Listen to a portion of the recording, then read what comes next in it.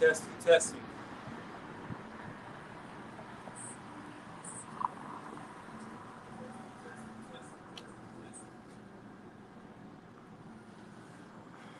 All right, shalom, shalom. All Shalom.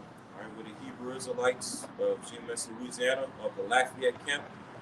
All right, coming back once again for another week of another live camp speaking.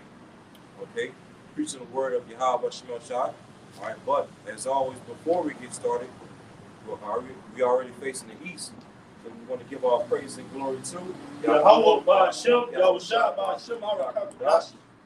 double honors to our apostles, our bishops, and elders of Great Millstone who rule well, as well as teach well, and also peace and salutation to the hopeful elect of the nation of Israel, scattered throughout the four corners of the earth. All right, Shalom, mighty shalom. Shalom. So through the grace and mercy of Yahweh Shemel Shai, with the brothers of GMS Lafayette, Louisiana, are coming to preach the word of Yahweh Shemel Shai on another weekend. All right, declaring the words of prophecy, making our bodies a living sacrifice, and feeding the sheep. Okay, and speaking the downfall of this society into existence through the Holy Spirit. Okay, because when you look throughout the world, all right, throughout current events and the news and whatnot, all right, this society is through, is languishing. And all right, and not just here in the United States of America, Babylon the Great, but all over the earth. Okay, there's wars all over the earth. Economic woes all throughout the earth. Okay, people are mourning. All right, people are mourning. As a matter of fact, real quick, can you get Proverbs? Okay, go ahead. All right.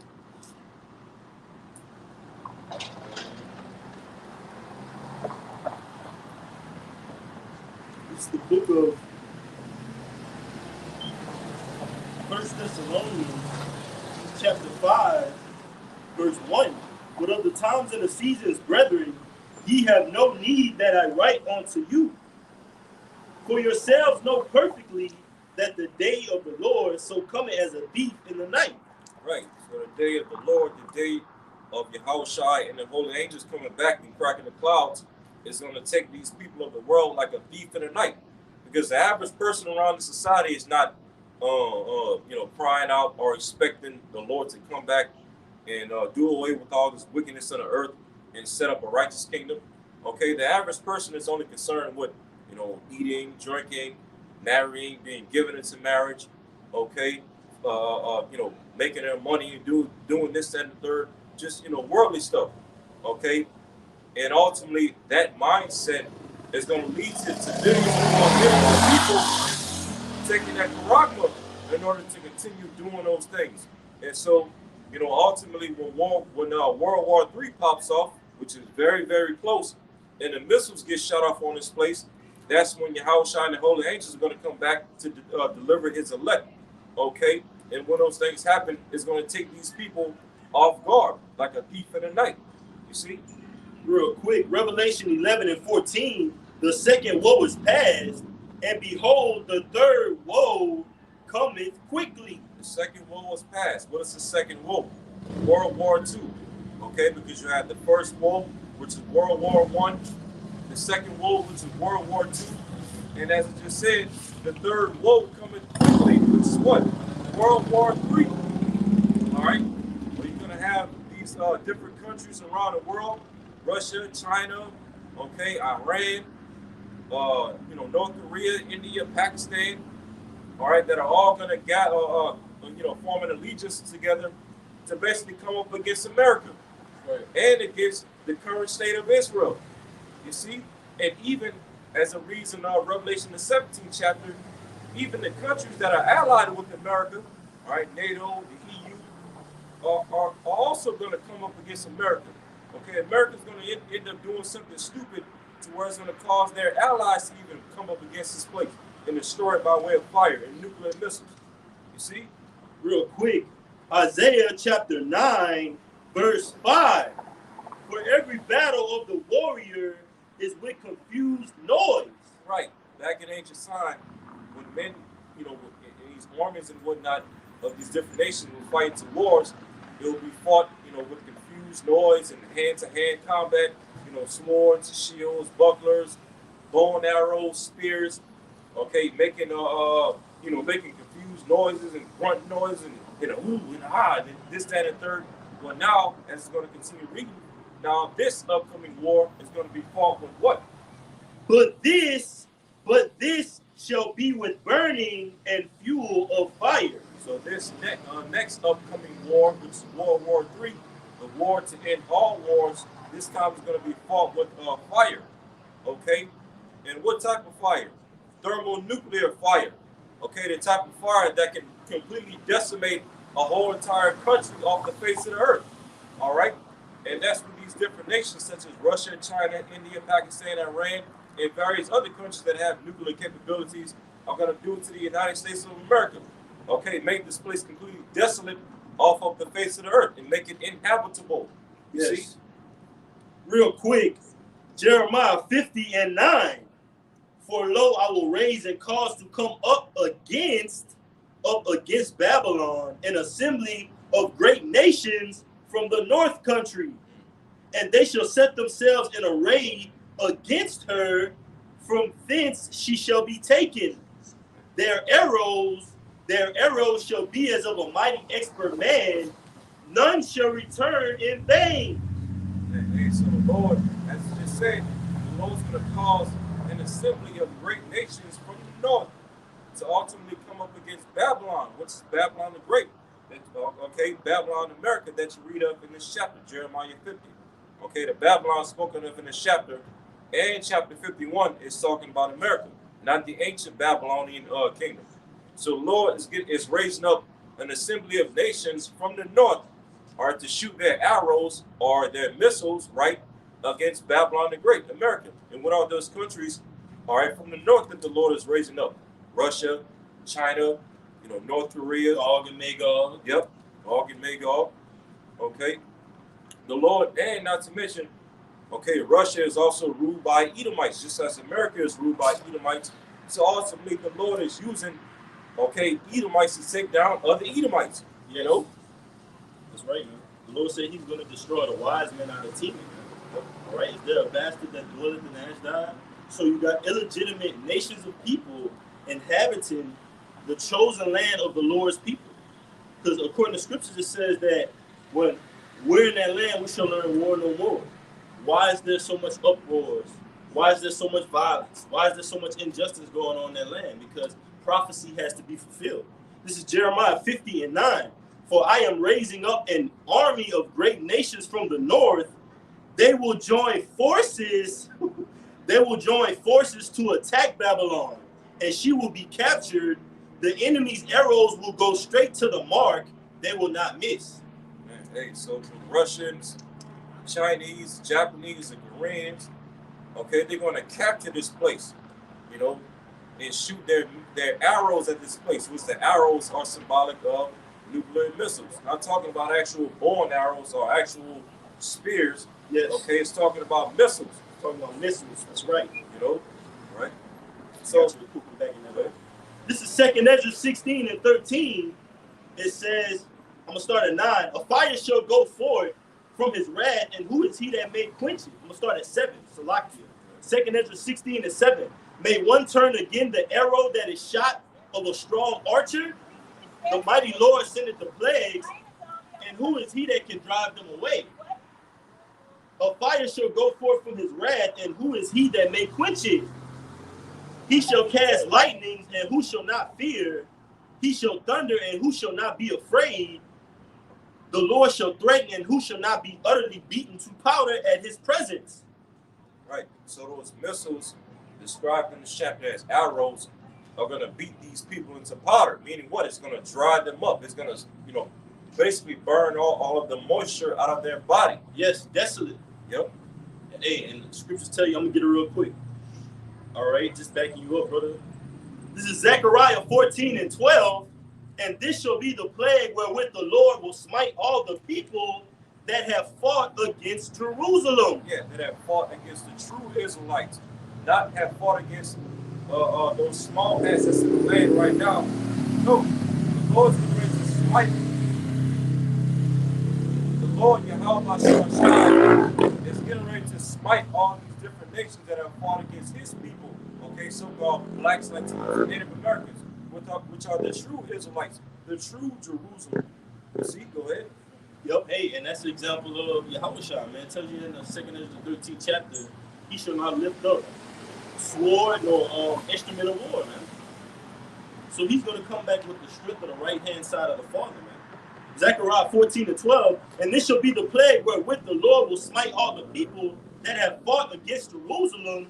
Their flesh shall consume away while they stand upon their feet, and their eyes shall consume away in their holes, and their tongue shall consume away in their mouth. And so when you read that, you got to think to yourself, like what type of weaponry or technology can make somebody's tongue in their eyes consume in their mouth or their eye sockets?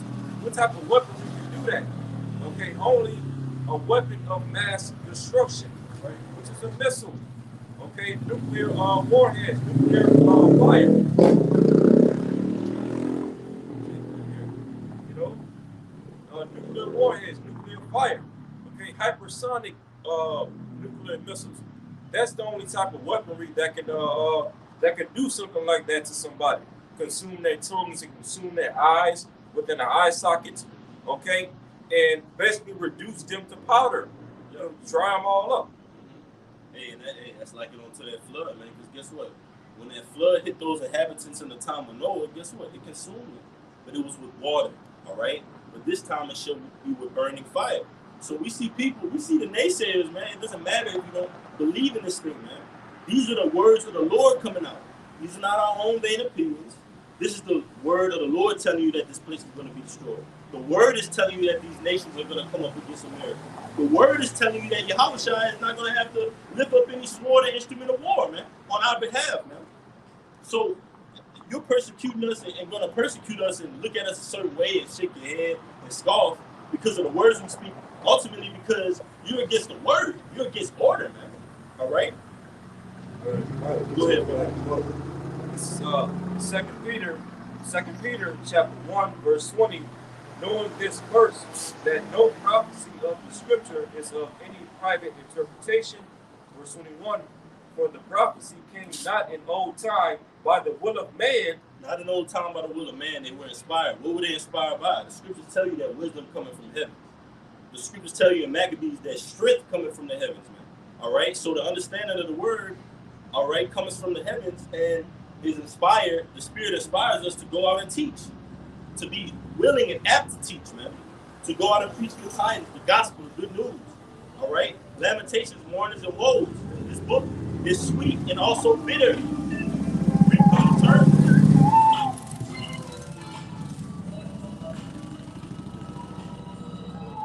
We've come to terms with that, and the word inspires us to go out on the highways and byways, present our bodies a living sacrifice, and be transformed by the renewing of our mind. You got it, brother. 2 Peter 1, verse 21, for the prophecy came not in old time by the will of man, but holy men of Yahweh spake, as they were moved by the Holy Ghost. Right, holy men, holy going into white, pure, set apart, man. All right? Sanctified, anointed, okay? We were anointed to do this thing, man. The scriptures tell you before, let me get it real quick, guys, just to back you up. This is Jeremiah 1 and 5. Before I formed thee in the belly, so you got to stop right there and just ask the person, okay, before you were formed in your belly, what state were you in? And they'll say, oh, a twinkle in my father's eye, all right? But just imagine the Most High knowing you before you even thought in your mother or father's mind, man. Why? Because he ordained you from the beginning to come back and do his will. Before I formed thee in the belly, I knew thee, and before thou camest forth out of the womb, I sanctified thee, and I ordained thee a prophet unto the nations. You got it, brother. Yeah, so just like the Lord ordained Jeremiah to be a prophet, before Jeremiah was even in his mother's womb, okay, well, the Lord ordained, me and this brother, as well as the rest of the brothers, starting with the apostles on down, that preach the true message. The Lord ordained all of us to do what you see us doing right now before we were in our mother's womb. So you can't just expect us to see somebody shake their head and say, oh no, those nuclear missiles ain't arrows. The buses just blow out top and do that. Oh, well, this must not be the truth. if we were sanctified before our mother's womb to come and do this, you better believe that we're going to do it all the way through. Like Apostle Paul said, I finished the course, therefore what? A crown of life is laid up for me, man. Roughly paraphrasing, man. That's what we're looking forward to. And the scriptures say that these words allow us to save ourselves and those that hear it, man. This is our duty. Romans 8 and 30, 29, so like you got it. We'll start at 28. And we know all things work together for good to them that love the Most High, to them who are the called according to his purpose. For whom he did foreknow, he also did predestinate to be conformed to the image of his son. So way back in the beginning, the Lord said, all right, he made the creatures in the 5th day and the 6th day. He said, let's liken them, all right, unto the image of the Heavenly Father, man, and his son. And we're likened unto that image today. That's why we carry ourselves in a different way that the world does not.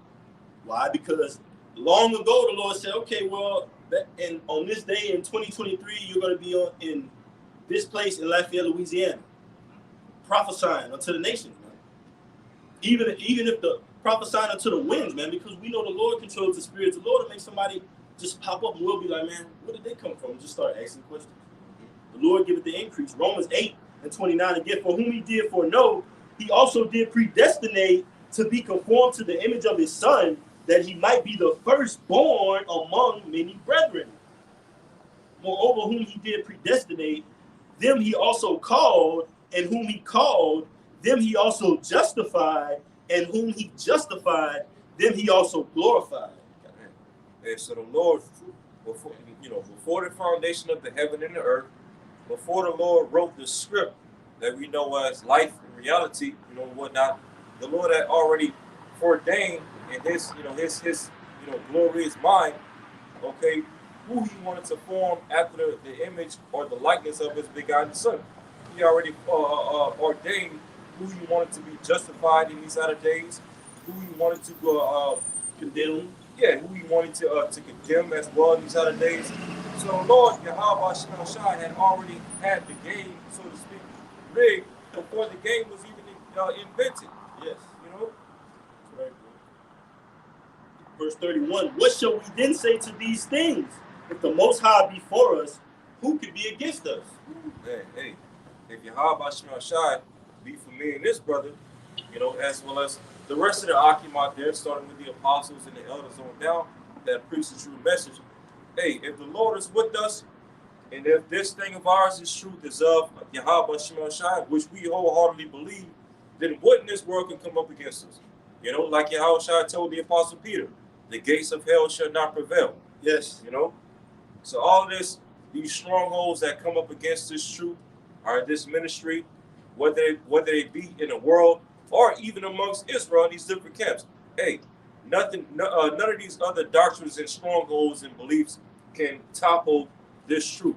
Okay, we were set up, starting with our apostles on down, to take down all these strongholds and these different beliefs and philosophies of the society. You see, and these different idols that these beliefs are rooted in. Real quick, Psalms 1-6. For the Lord knoweth the way of the righteous, but the way of the ungodly shall perish. Lord knows our ways. He knows our steps. He knows what can make us fall, and he knows what can rise us up. All right? But as I said, but the ungodly shall perish, because, hey, the Lord is not dealing with the ungodly. He's not dealing with the ungodly or the 2/3 of our people. And he's damn sure not dealing with these rest of these heathen nations, which are ungodly by nature. The Lord is only dealing with a specific group of people, a little sanctuary, which is the 1/3 of his people, all right, also known as the elect, also known as the remnant. Everything else is pushed to the side. It's likened unto spittle and a drop in a bucket to the Lord. Romans 11:1 in the NLT. I asked then, has the Lord rejected his own people, the nation of Israel? ? Of course not. I myself am an Israelite, a descendant of Abraham, and a member of the tribe of Benjamin. Apostle Paul speaking. No, the Most High has not rejected his own people, whom he chose from the very beginning. Do you realize what the scripture says about this? Elijah the prophet complained to the Most High about the people of Israel and said, Lord, they have killed your prophets and torn down your altars. I am the only one left, and now they are trying to kill me too. And do you remember the Most High's reply?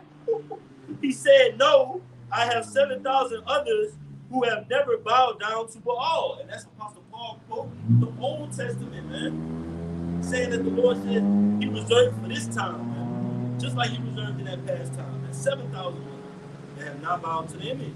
Why? Because why would we bow to Baal, brother? We made the image of the Lord. That's just a slap in the face to the Lord. Like, why would you just bow to this? This has no breath, no life, no insurance, no surety. Yeah, because why would we wait till now at this point of the truth to basically give up and bow the knee to Esau's image? You know, the image of this beast system. You know, just completely sell the truth out. Okay, just have it in our mind. Well, you know what? I'm gonna just take the the charagma and just the hell with this truth. You know, why would we take up this mindset this late in the game as we're just this close to receiving the victory that's promised to us in the scriptures? You know, so hey, this is not the time to be weak in the faith of the Lord. And this is our time to to be stronger than ever in the faith.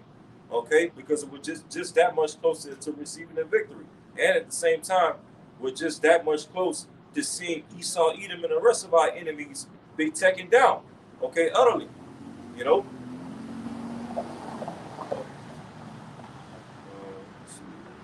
Yeah, I got one. 1 Samuel 12 and 22, for the Lord will not forsake his people for his great name's sake, because it has pleased the Lord to make you his people. Yeah. Hey, matter of fact, because it's just right, the Lord will not forsake his people for his great name's sake, because as the prophet Ezra said in 2nd Ezra 3, okay, when you look throughout the different nations of the earth, the only nation that bears the name of the Lord is the nation of Israel, as Ezra said in 2nd Ezra 3.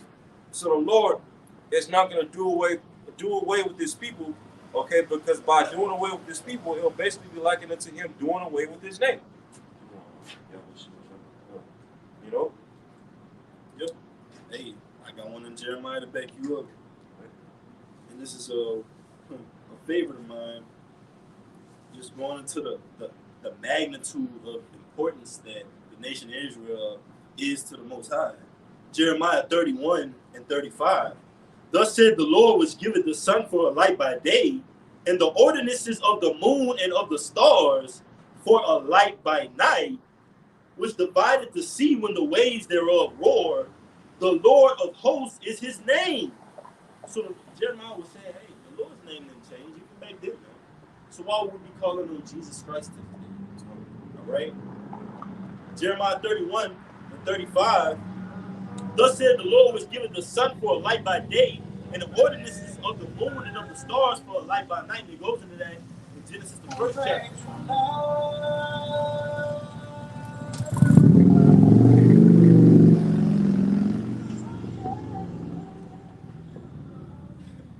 It goes into that in Genesis, the first chapter. It says the lesser light and the greater light, the sun and the moon. All right? Jeremiah 31 and 6. If those ordinances depart from me, so if you stop seeing the sun, the moon, the stars, if those ordinances depart before me, said the Lord, then the seed of Israel also shall cease from being a nation before me forever. Right. And Esau, Edom, and these other heathen nations, they're trying to disrupt the ordinances of the sun and the moon. You got, I believe, China. They're trying to create a new moon. Okay, you got these heathen, Esau, Edom, by the likes of this guy, the gates of hell. That guy, I remember seeing articles where he's talking about blocking out the sun. So these heathen, they're literally trying to disrupt the ordinances of the sun and the moon. Because ultimately, why? Because they're trying to discontinue us as Israelites from being the true chosen people of the Heavenly Father, so-called Negroes, Latinos, and Native Americans. So these devil Edomites and these rest of these heathen nations, they're literally trying to do the impossible, trying to destroy the Lord's creation, starting with this top creation, which is His people, Israel. Hold on, a little bit more. It says, thus said the Lord, if heaven above, Jeremiah 31 and 37. Thus said the Lord, if heaven above can be measured, and the foundations of the earth searched out beneath, I will also cast off all the seed of Israel for all that they have done, said the Lord. And Esau hasn't done any of those things. All right, he hasn't measured out how vast the heavens are, outer space and whatnot. Nor has he been down to the foundation of the earth, the very bottom of the sea. Okay, because Esau doesn't have the technology to go all the way up, up there in the heavens like he claims to be, going out to these different galaxies in the Milky Way and all that. Esau ain't been to none of that shit. Nor has he been to the bottom of the sea. Okay, because first and foremost, if Esau were to somehow come up with technologies to get to the bottom of the sea, well, guess what? All you got to do is run your ass into Leviathan and get your ass ate up. Yes, though he dig into the brother. That's an Amos. You can get that. I'm lying.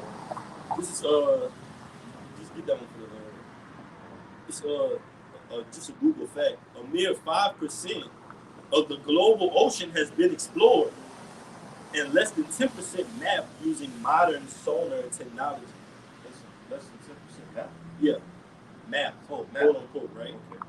It says a mere 5% of the ocean has been explored, right? Yeah. And less than 10% mapped. Yeah, and that might be stretching. Yeah, he's 0.5%, man. Yeah. Man. That's too much for you, man. Yeah, hey, the Lord said that Esau would have the fatness of the earth, but it would only just be to a certain extent. Because like the brother read earlier, Esau hasn't been down to the very depths of the sea or the foundation of the earth, nor has he been up to the height of the heavens and outer space. Okay, Esau has only received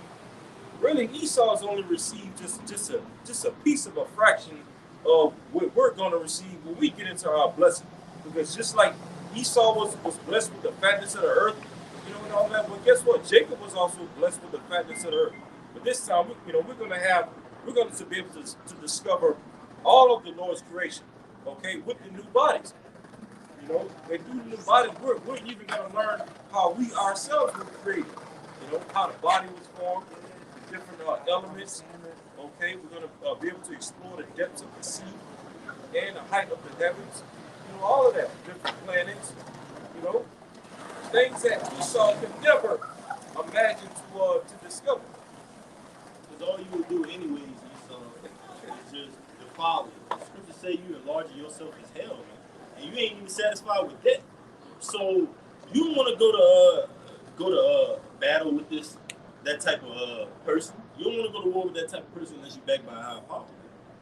The scriptures tell you, keep me far away from me, the man that had the power to kill, lest he take thine life away, man. Know that thou go into the battlements of the city. We're in the battlements of the city, in these different chief places of concourse, risking our lives to put this word out, this truth out. So a higher power has to have saints in this area. You got it. This is Amos 9 and 2. Though they dig into hell, hence shall my hand take them. Though they climb up to heaven, hence will I bring them down. Right. So the Lord said, although these devils are going to try to climb up to heavens through their space stations and their space bunkers to escape the judgment that's coming towards them, or if they dig into hell, as it just read, which hell is just symbolic of the ground, okay, going into the earth, these underground bunkers and these what is it called? Domes? Deep underground military bunkers? Yeah. You got it. Right. So the Lord said, even though these rich Edomites are going to try to do all these things, go up into space, or go into the ground to escape the nuclear destruction, as he just said, the hand of the Lord is going to basically get them up out of there. And what is the hand of the Lord? Yahweh Shai, as well as even the members of the 144,000. Yes, yep.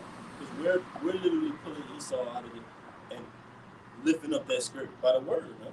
When somebody, like we had an interaction before the camera started rolling, when somebody comes up, either it's going to be them receiving this or rejecting this. There's no in between it, man.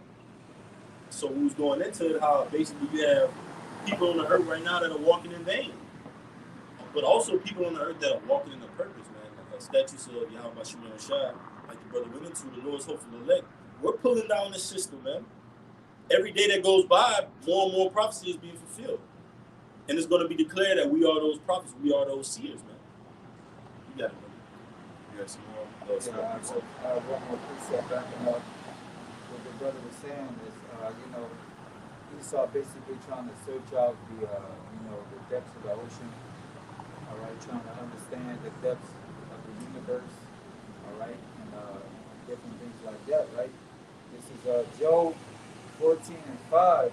He's saying, seeing his days are determined, the number of his months are with thee. Thou hast appointed his bounds that he cannot pass. So Esau basically has these submarines that can go to the very depths of the ocean, man. All right, and just not too long ago, you had that situation where one of them actually exploded underneath water and whatnot, and that just proves that the Most High has set the bounds that he cannot pass, man. All right, understanding how deep the ocean goes. All right, understanding the vastness of the universe. Okay, trying to block out the sun. All right, get rid of the moon, so forth and so on, man. All right. So the Lord has set these bounds that he can't pass, so that the promise will continue. All right. For Israel. All right. This is Genesis 27:39. And Esau said unto his father, 38, Salakia. And Esau said unto his father, hast thou but one blessing, my father? Bless me, even me also, O my father. And Esau lifted up his voice and wept. And Isaac his father answered and said unto him, behold, thy dwelling shall be the fatness of the earth and of the dew of heaven from above. That's right. It said, your blessing shall be the fatness of the earth, the riches and everything. All right.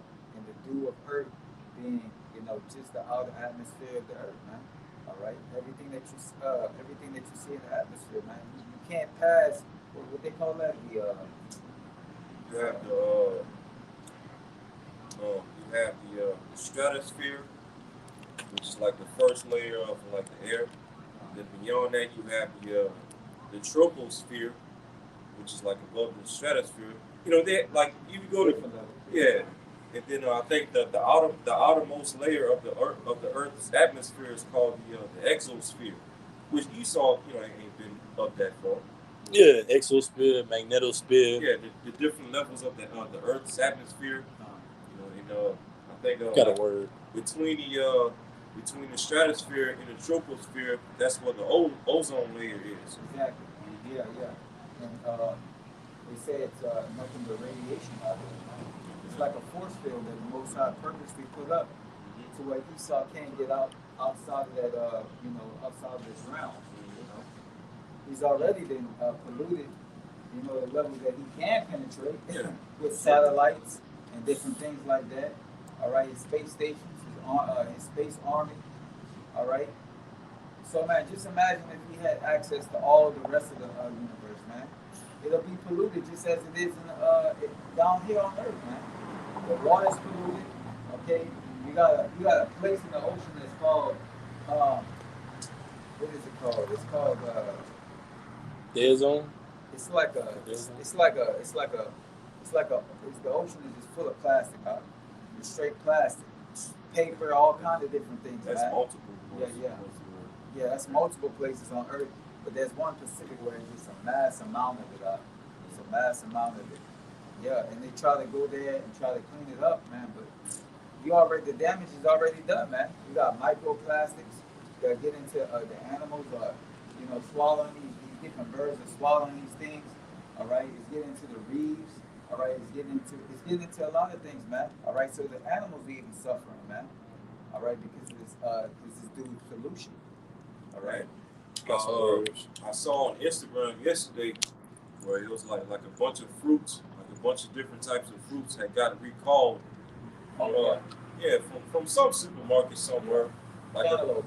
It was cantaloupe? Yeah. Cantaloupe. Okay.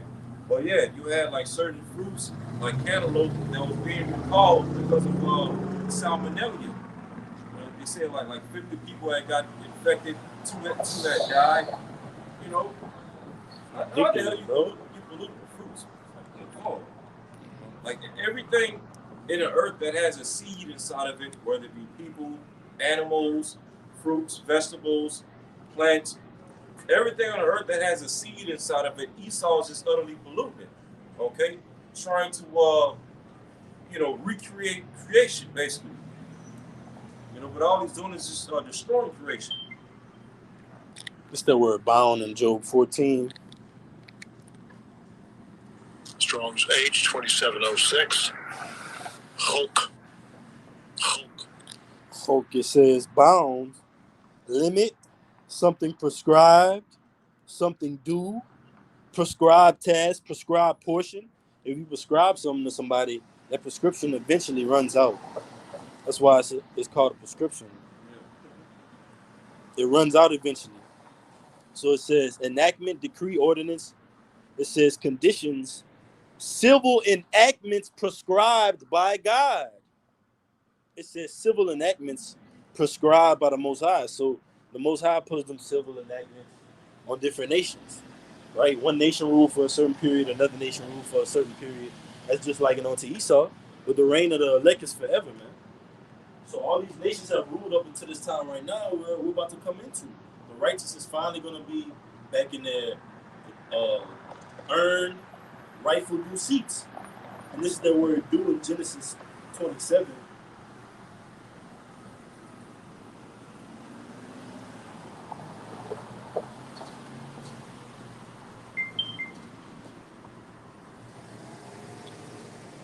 Strong's H 2919.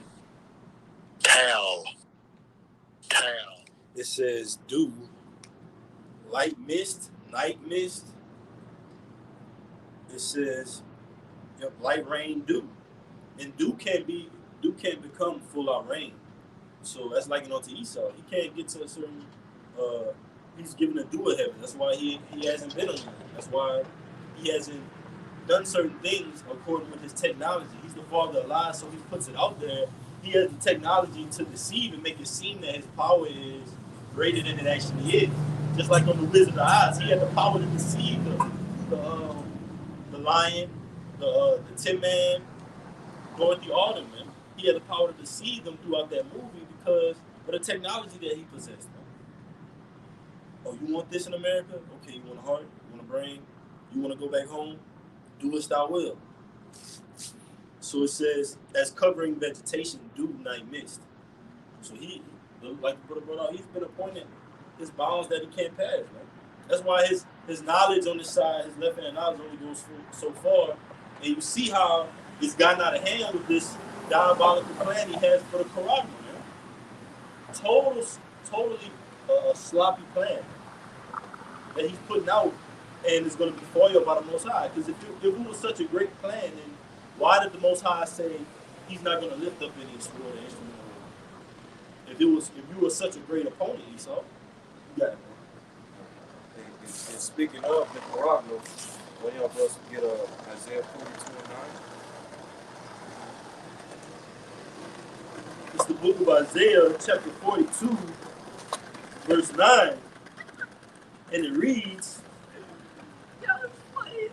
behold, the former things are come to pass, and new things. I am the Lord, that is my name, and my glory will I not give to another, neither my praise to graven images.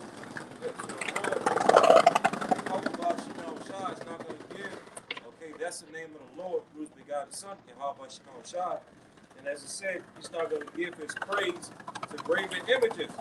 And go into the Karagma, the Revelation 13 and 16, okay, that word Karagma goes into a graven thing, basically an idol or idolatrous thing, And that's what basically what Esau is pushing the Karagma to be, the CHIP. He's basically pushing that as some form of godlike technology or godlike invention. But hey, the Lord's going to confound Esau and his world and showing him that his way and his mindset is the true godly way. Okay, the true power of the earth.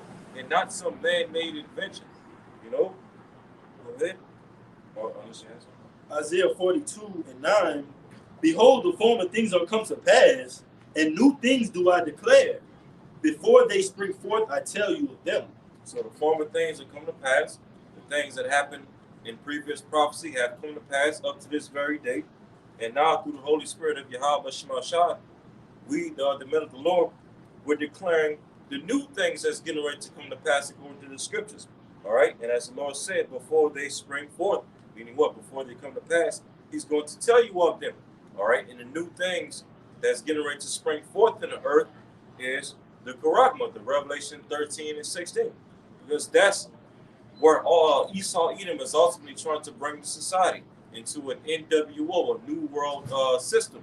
Okay, where he basically wants to stick a device the size of a grain of rice inside of people's right hand or forehead, okay, in order for people to continue in the society, to continue to buy, sell, work, function, okay, do the travel, and do their normal everyday things. Okay, what these people don't realize is that all their little rights and freedoms and privileges that they're used to in society is getting ready to be taken away from them. And in order for them to continue in the society, they're going to have to be forced to bow down to a particular agenda and receive a device in their forehead or their right hand. And they're already bowing down. You see the people, like the Lord said, the multitude was born in vain.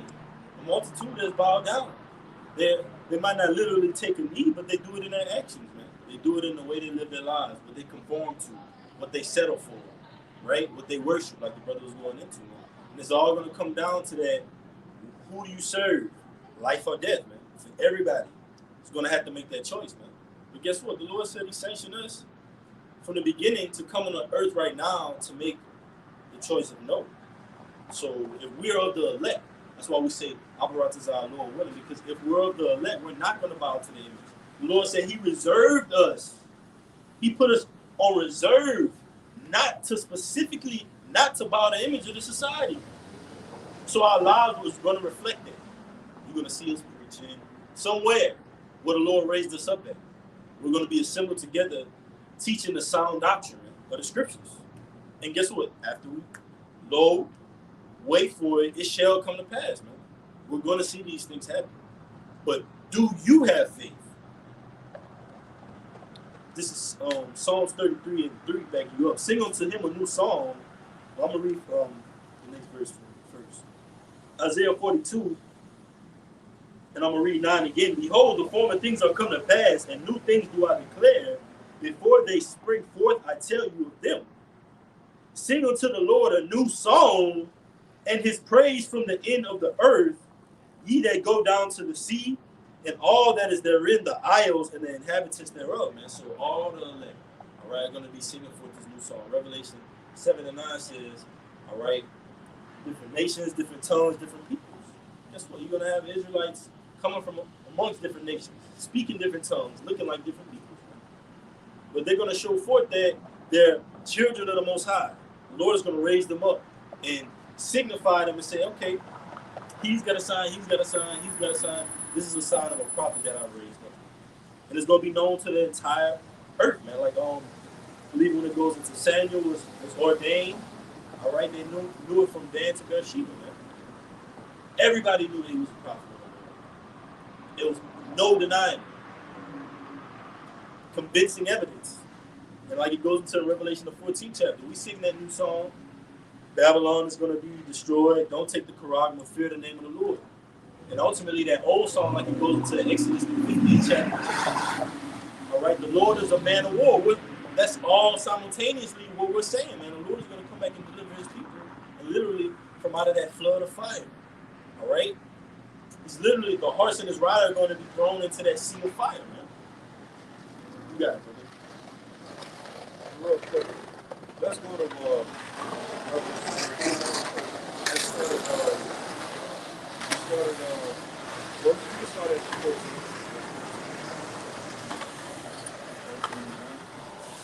Revelation 13. This is Revelation 13, and 14. And deceived them that dwelt on earth by the means of those miracles which he had power to do in the sight of the beast. Right, talking about America, performing different miracles through technology and science and weaponry and whatnot. Okay, making this whole entire world seem as if this is the highest power that exists. That's the deception that America pushes out. That this place and the power that comes from this place is the highest power that exists. All their pseudoscience, their lies, their technology, their weaponry, right, is all miracles. But on the left hand side, go ahead. Saying to them that dwell on earth that they should make an image to the beast which had wounded by the sword and did live. That should make an image to the beast. One of your brothers can look up that word image.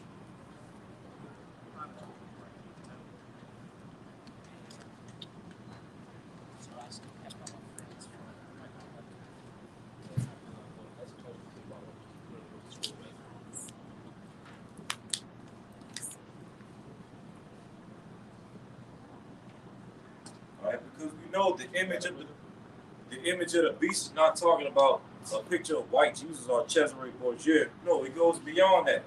Okay, not a picture of Cesare Borgia is a part of that image, but it's not the image itself. Okay, for any Israelite that's still teaching or believe that. No, it is deeper than that. Okay? Y'all brothers can read it to me,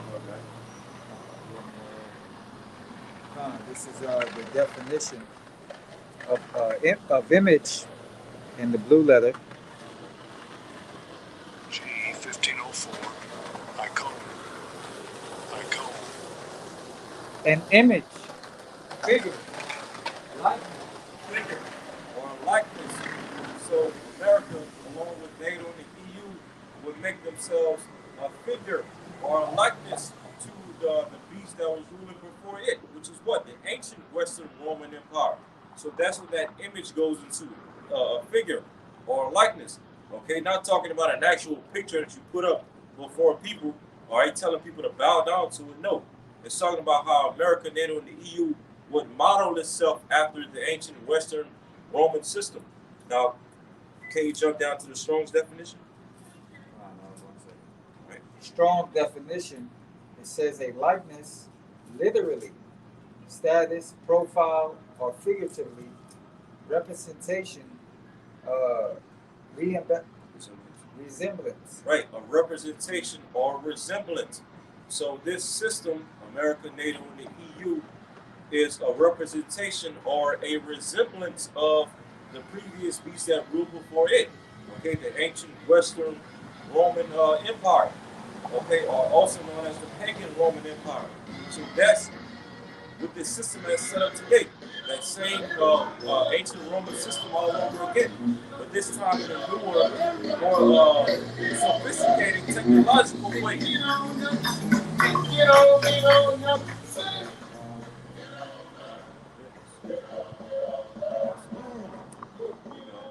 Revelation 13. No, that was all right. Revelation 13 and 14 in NLT. And with all the miracles he was allowed, and with all the miracles he was allowed to perform.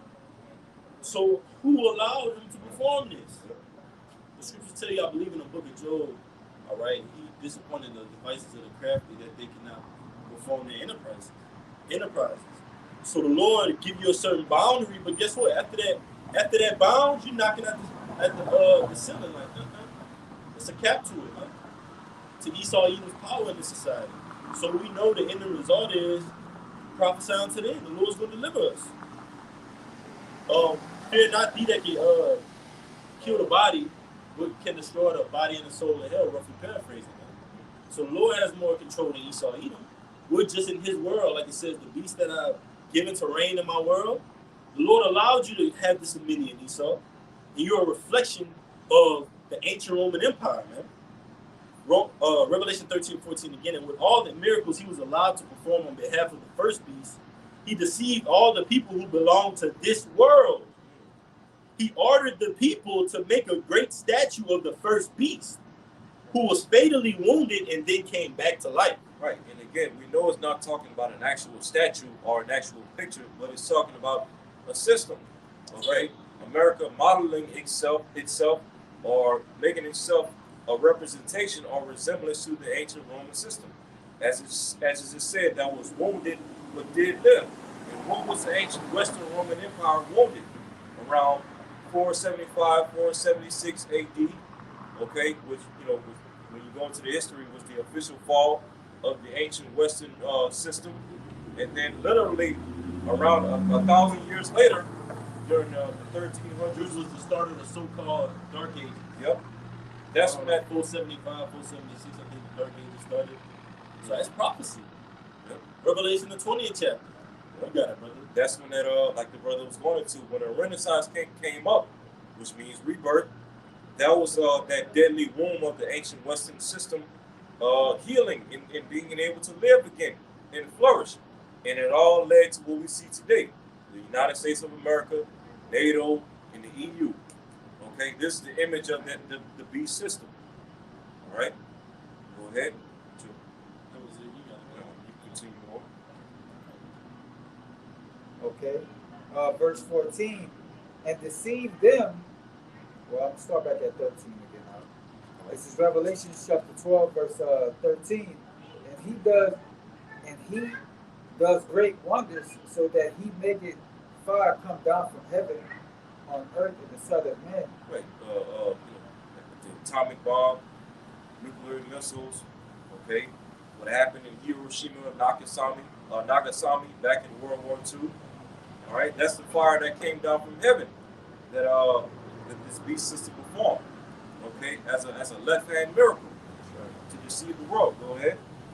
Verse 14. And deceive them that dwelt on the earth by means of those miracles which he had power to do in the sight of the beast, saying to them that dwell on earth, that they should make an image to the beast which had the wound by a sword and did live. Right. We explained that already. Go ahead. Verse 15. And he had power to give life unto the image and of the beast. Right. So America, NATO, and the EU has the power and the authority to give life unto the image of the previous beast, to give life unto that ancient Roman system. Okay. And how does it do that? Through the Senate. All right. Roman numerals being taught in the school system. Certain laws in Esau's court system being called after Latin words, what was Latin? The language of ancient Rome. All right. Shopping malls, fast food, stadiums, coliseums, and arenas. All right. Certain medical practices done by Esau in this society. All of those ways and all of those customs goes back to ancient Rome, and even some of it goes back to ancient Greece, which is another part of Esau's ancient rulership. You know, that Greco-Roman system, that Greco-Roman way of life, and that's what the Renaissance is all about, bringing back what's known as classical antiquity. Which when you go into classical antiquity, it basically means like the values and the interests and the philosophies of ancient Greece and ancient Rome. It literally tells you that when you look it up. Classical antiquity. You see? First Maccabee 8 and 15. Moreover, I'm gonna start at 14. Yet for all this, none of them wore a crown, or was clothed in purple, to be magnified thereby. And that's basically because it was a senate house. It wasn't a monarchy. Monarchy goes into kingdom. So it was a senate house. You had senators, you had heads of them, you had order amongst that society, plebeians, patricians, which is a reflection of Democrats and Republicans here today in America. Man. And here today in America, just like the brother brought up, you have a senate house, House of Republicans, House of Democrats, Congress, okay? And guess what? What do they have? Amendments, all right? Which means applicable to change. So you steadily see the society accepting more and more wickedness through their laws. In a society, what body of writing do you find your amendments in? The Constitution. And guess what? When you go into ancient Rome, because the brother was speaking of their Senate, when you go into the history, the Senate of ancient Rome was governed by their Constitution. You know, their particular body of writing that they had at that time. You know, so the fact that America has a Constitution is just another key point showing you that this is Rome all over again. You see? Yeah, the first Maccabees 8 and 15.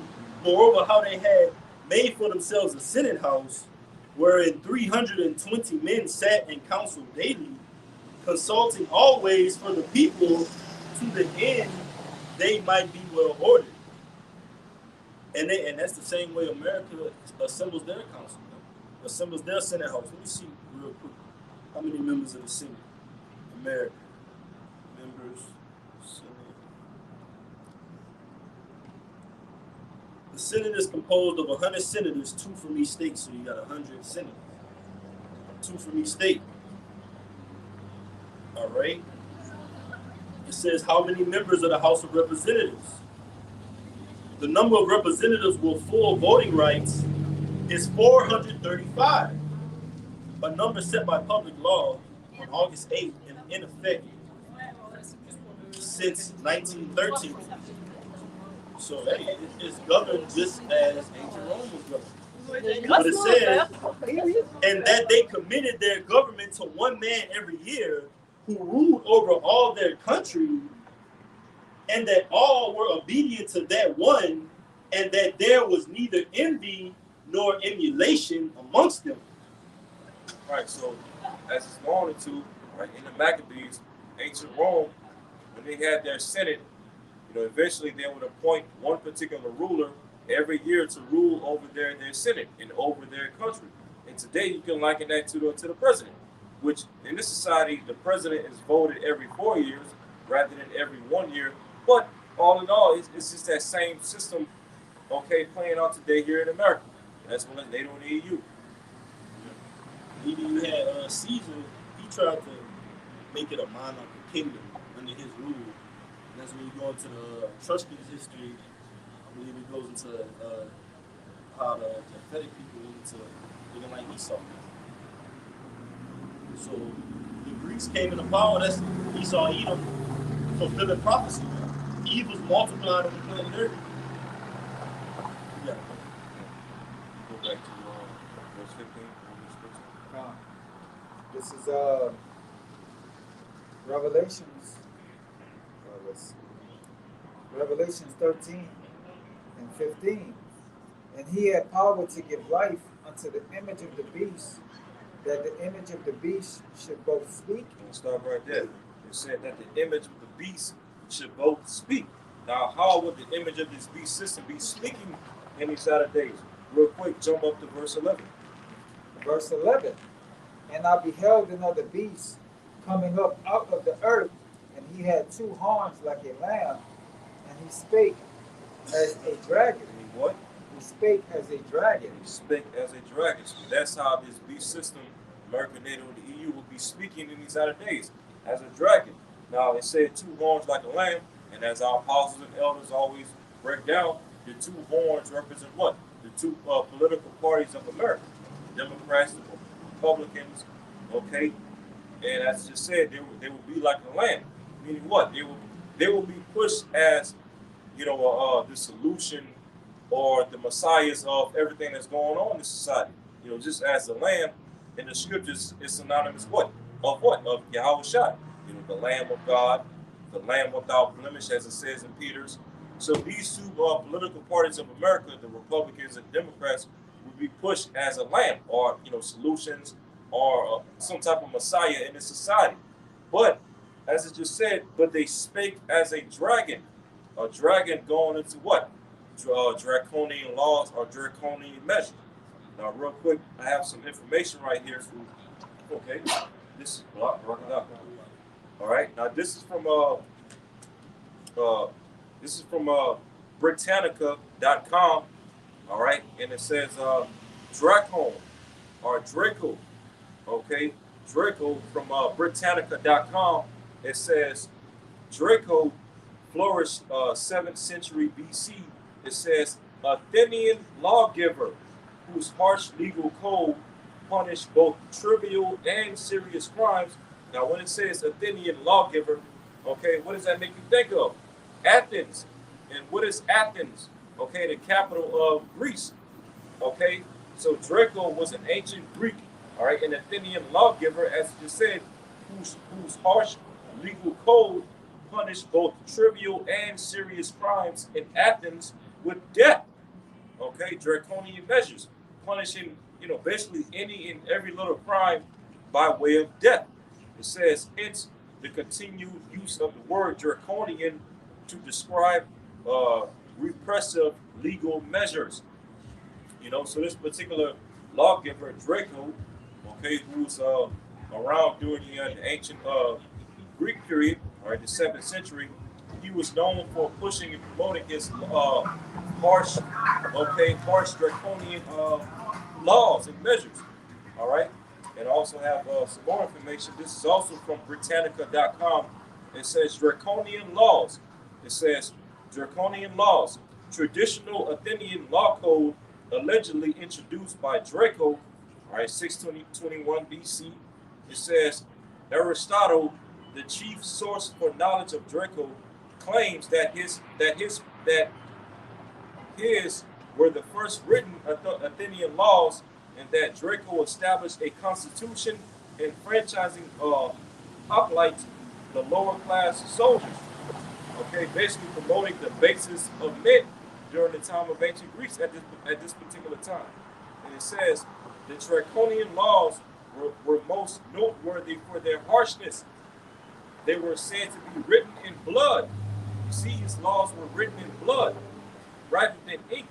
It says death was prescribed for almost all criminal offenses. Okay, and I'm pretty much stop right there. So this man, his laws were so harsh that pretty much any and every little crime that was committed during that time was punishable by death. And guess what? As it was going into America, NATO, and the EU, creating the image of the beast system all over again, it's getting ready to speak as a dragon again. Draconian laws and draconian measures again. Well, meaning what? That it very soon, all the little rights and freedoms and privileges of the average American in this society is getting ready to be taken away. And all Esau is going to need is one domestic attack, all right, or one, FF, one flag of it to pass laws justifying taking away the rights of Americans and establishing those draconian measures. Okay?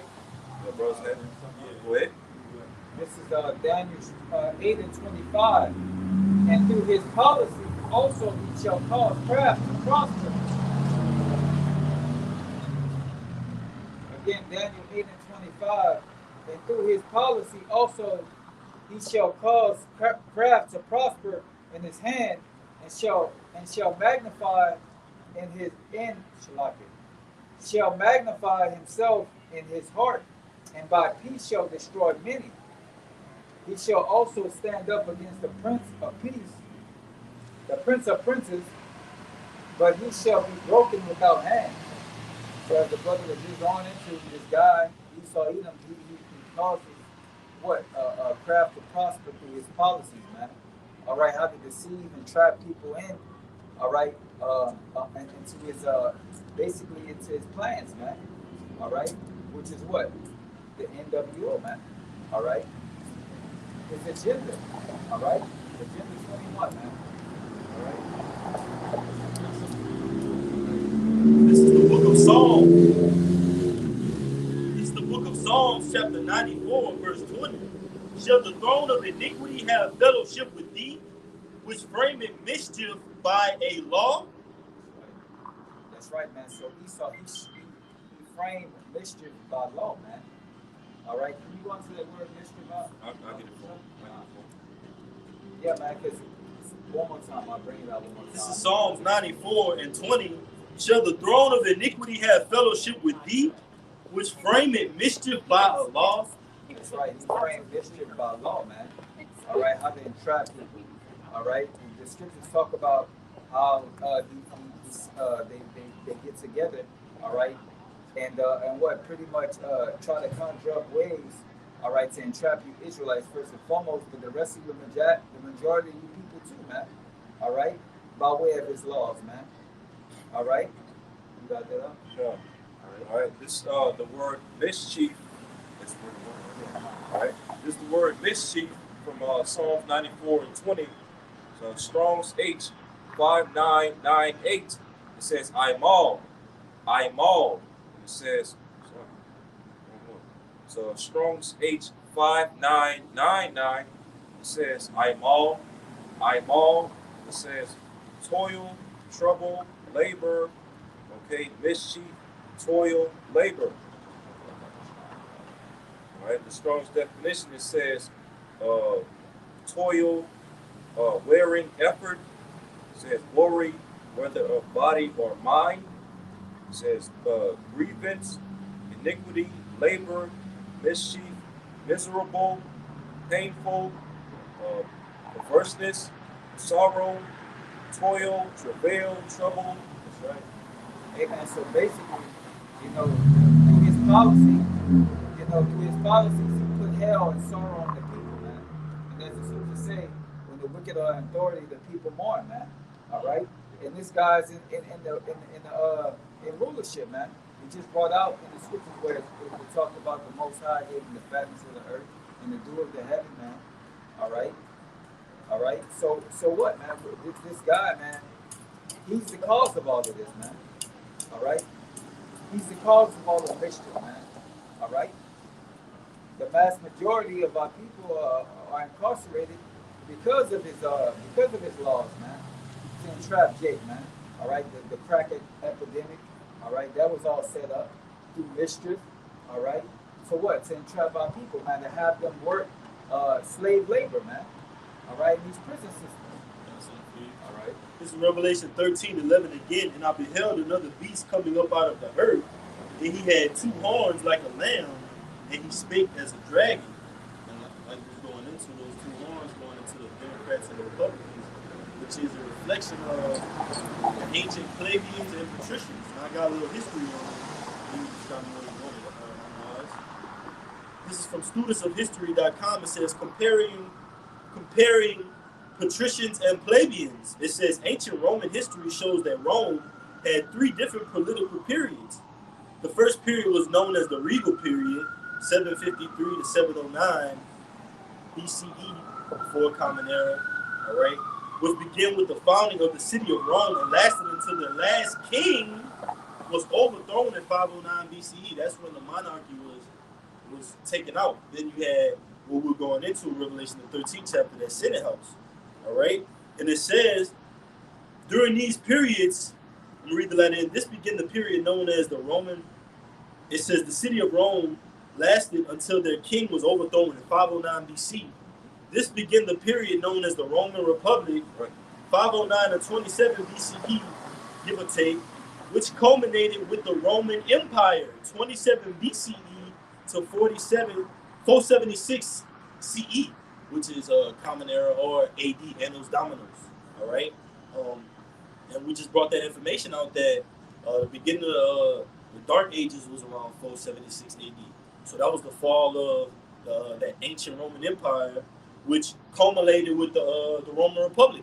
Because, like it says, which culminated with the Roman Empire. The Roman Republic and the Roman Empire, they culminated together. So they were a reflection of each other, and they just trickled down that leadership, man. You got it, bro. If I could speak too, because as it was going into, Rome started off as a monarchy, and then it ended in 509 BC. Then that same year, it turned into a republic, the Roman Republic, and then in 27 BC, that's when Rome officially became an empire.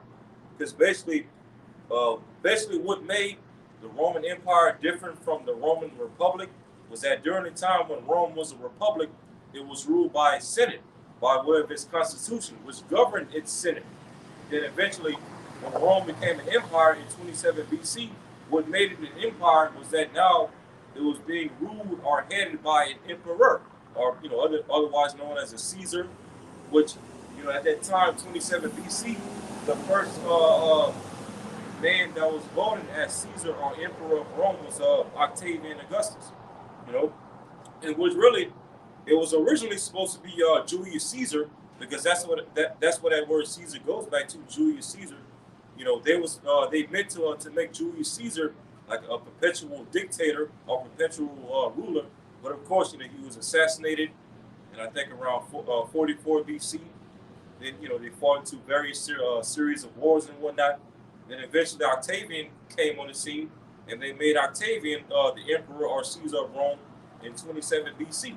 And at that period, from 27 BC going forward, that's when Rome went from being a republic to an empire. You know, It says the first period was known as the regal period, 753 to 709 BCE, which began with the founding of the city of Rome and lasted until their last king was overthrown around 509 BCE. This began the period known as the Roman Republic, 509 to 27 BCE, which culminated or peaked climax with the Roman Empire, 27 BCE to 476 CE or AD.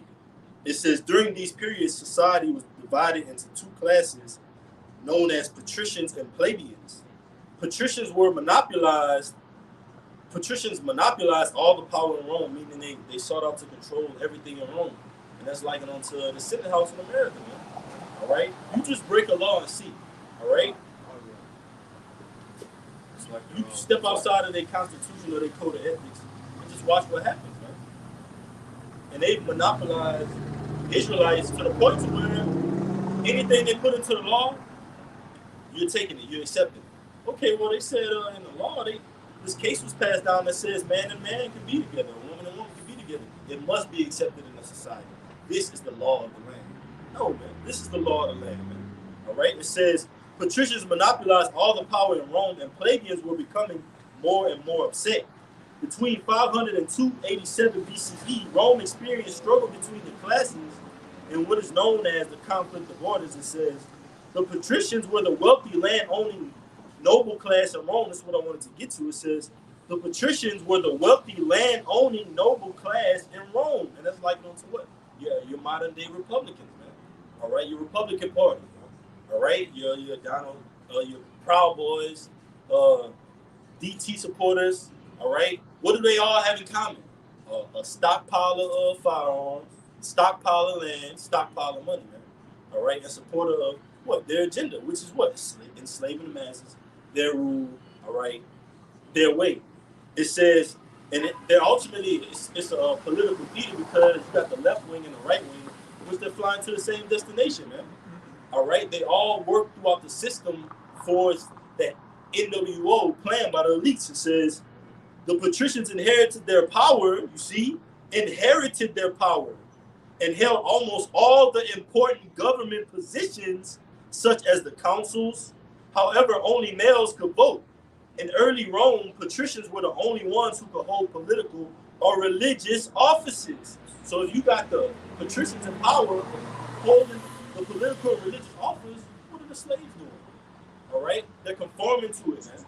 Like it goes into Revelation, the 15th chapter, make you worship the image of the beast, all right, that had the wound by the sword and did live. So all these techniques are coming back. Draconian laws, all right? Siege of Masada, siege of Jerusalem. We're going to see all these things.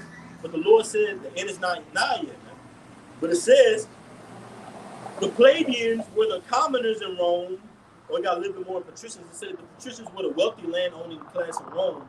They often enslaved people who would work their farms for them. To gain more wealth and power, patricians would take plebeian land and employ their slaves to work the land. So they would take they're taking your land and going to make you work in your own land. All right, for them, and get paid by them. All right. Sound like what they did to their neighbors. Hey, right. And we go into the broke over 500 treaties with Gad, man, northern kingdom, man. But it says the plebeians were the commoners in Rome and had the highest population in society. They included merchants, farmers, and craft workers. And the elder had put in a couple of days ago about how they, man, there was this quote, I forgot the guy's name. He was basically saying they target the minorities, which they attribute minorities to being you so-called Native Americans, Latinos, and Negroes, but we're really the majority. The Lord said we're numbered as the sand of the sea, so we could never be minor, all right? That's just another way Esau trying to downplay us as not being the chosen people of the Most High. Oh, these are minorities. Yeah, insignificant. That's right. Less of a people, less in population. But like it said in Exodus, the first chapter, it says when they afflicted the people, they grew more. All right? And that's like on us. The more hell we catch, if you're in your right mind, that makes you want to do what? Take heed to this word, man. This is our only sense of peace and safety. All right? It says the plebeians almost left Rome to form their own society, but the patricians needed them for military power. And that's why when it breaks down into those Germanic tribes, all right, a lot of those were Jakes, man. Anglo-Saxons, Franks, Sunnis, all right. You had Jakes taking down this place, man, sacking and helping take down Rome, man. All right, like an Anglo-Saxon goes into angelic sons of Isaac, man. So that was our people in ancient Rome, man. Getting persecuted, you gotta go. Yeah. You know, when you go into the history, Esau likes to refer to those different Germanic tribes as barbarians. You know, you hear that term barbarian, but really when you go into the word barbarian, it just simply means to have a beard. Like that's literally what it goes into, to have a beard. And we know, you know, yeah, Esau's against having beards and having facial hair, because Esau likes to shave all his hair off.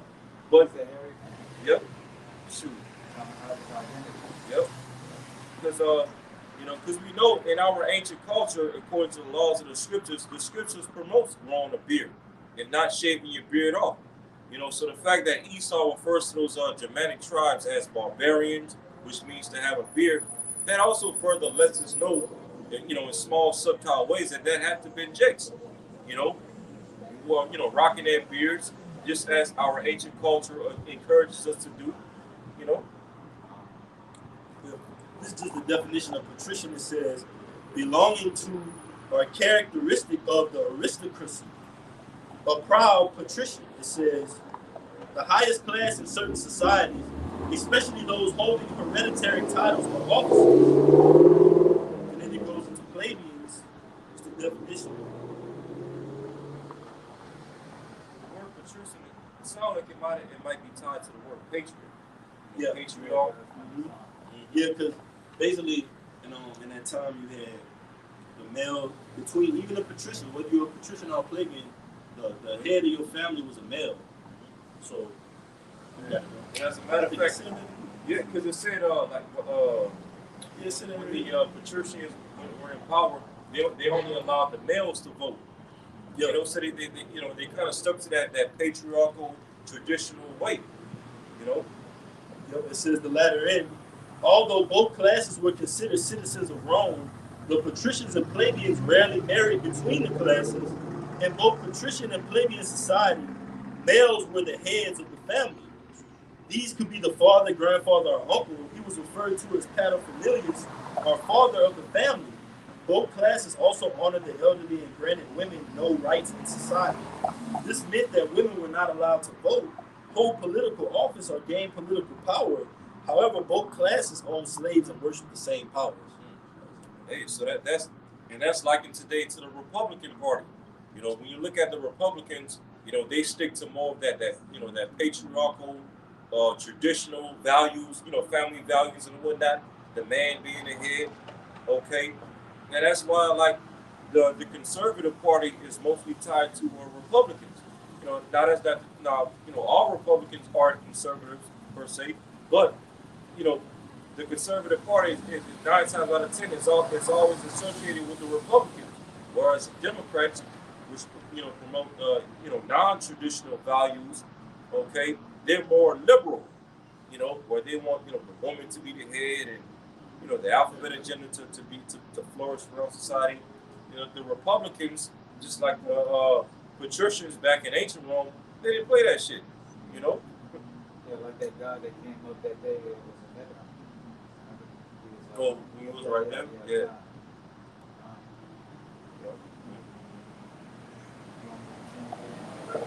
Well, you can finish off verse 15.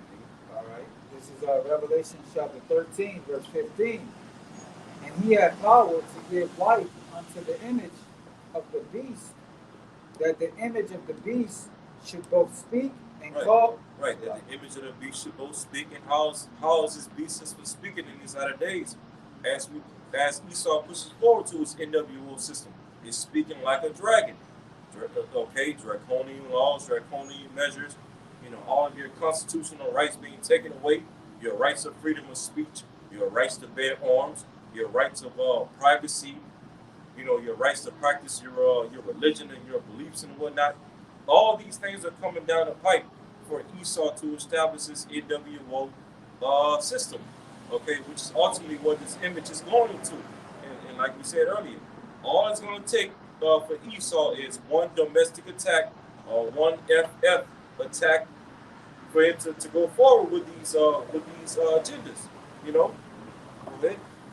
It says that the image of the beast should both speak and cause that as many as would not worship the image of the beast should be killed. So Esau is getting ready to come down with great wrath and cause, okay, the people around the earth, all right, small and great, rich and poor, free and bond, to bow the knee and conform to the image of this beast system, which is ultimately leading up to an NWO system, a digital grid, where it's going to establish a digital currency, ultimately the charagma, which is going to go into in the very next verse. Okay, how is Esau going to cause these people around the earth to bow the knee to this system? Go ahead. We got that word cause real quick. Okay, go ahead. Strong's G 4160. Poyeo.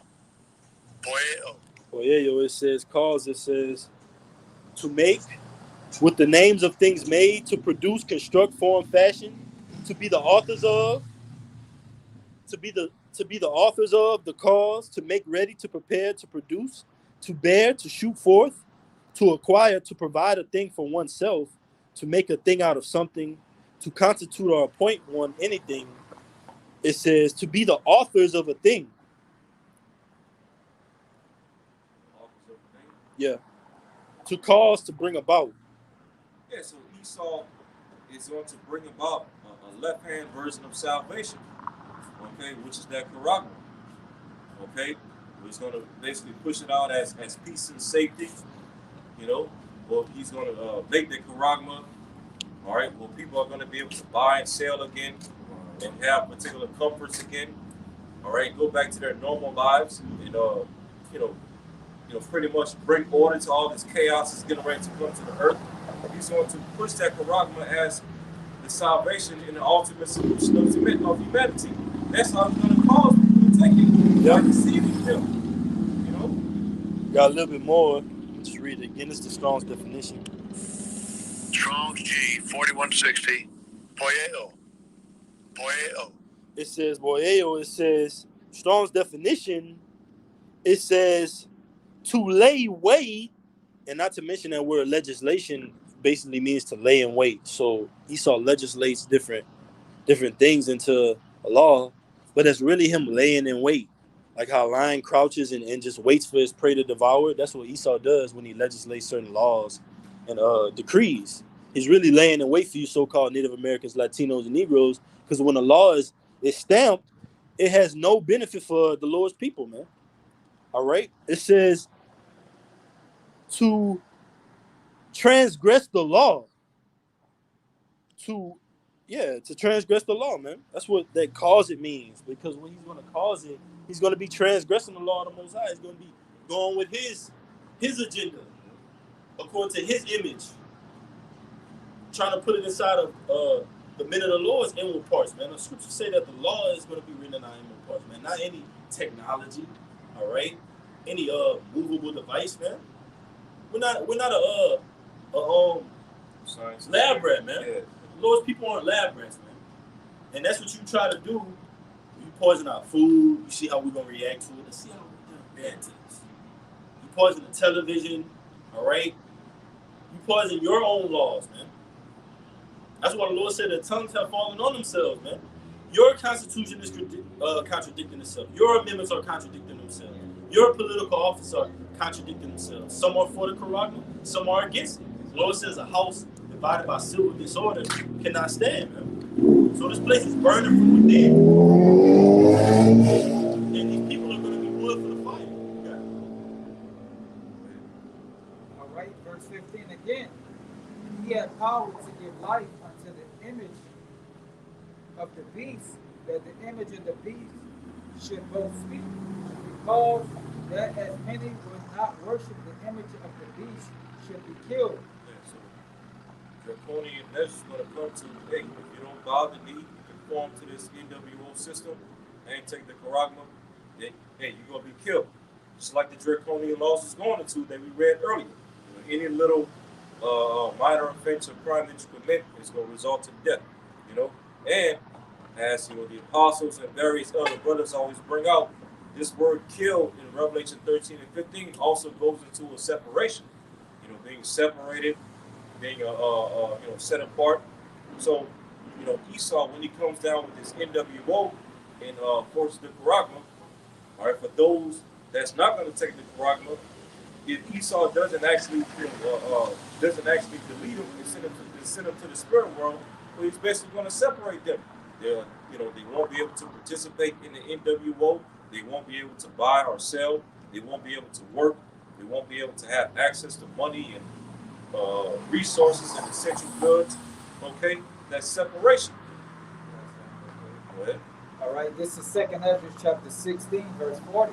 O my people, hear my word. Make ye ready to the battle, and in those evils, which by way of his laws, even as, it says, be even as pilgrims upon the earth. So when Esau comes down with like the brother said, with his draconian laws, his evil laws, his wicked laws, all right, we're going to have to be as pilgrims, man. Meaning that we're going to have to be off the grid, man. All right, we're going to have to live and go back into the wilderness, man. We're going to have to go into the wilderness, all right, to survive, all right. And your average day American, man, they can't even survive in the wilderness, man, all right. So you're going to have certain of these people that aren't probably going to not take the karate. They're going to, you have these preppers and different things like that, but, a lot of other people, they're going to flee into the wilderness, but the scriptures talk about how they're going to perish of famine, and some are going to perish by the sword in the city, man. All right? So, yeah, man, a lot of stuff is going to be happening, man, in the midst of this.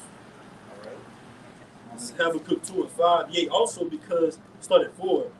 Behold, a soul which is lifted up is not upright in him, but the just shall live by his faith. Right, the just shall live by his faith, because when that separation comes, with the milk of the Lord, that's not going to bother me. We're going to be separated. We're literally going to have to lean on faith of Yahweh Shemashai, which is exactly where we want to be at anyway. We would rather have our faith in nothing else but the Lord. So hey, when Esau is going to separate us from the society, all right, that's when we're strictly going to be in the hands of Yahweh Shemashai, and the Lord is going to provide provision for us, food and water and raiment and all these things. But you got it up. It says, verse 4 again, behold, a soul which is lifted up is not upright in him, but the just shall live by his faith. Habakkuk 2 and 5. Yea, also because he transgressed by wine, he is a proud man. Patriots, those patricians, all right, they were proud, man. They wanted world dominance at that time. They're showing you that he was trying to fulfill the NWO back in the ancient Roman Empire, man. All right, let's consult together to keep them away from being a nation. And see how we can make them our slaves. How we can take their land from them, call it our lands, and make them work on it, and pay them for it.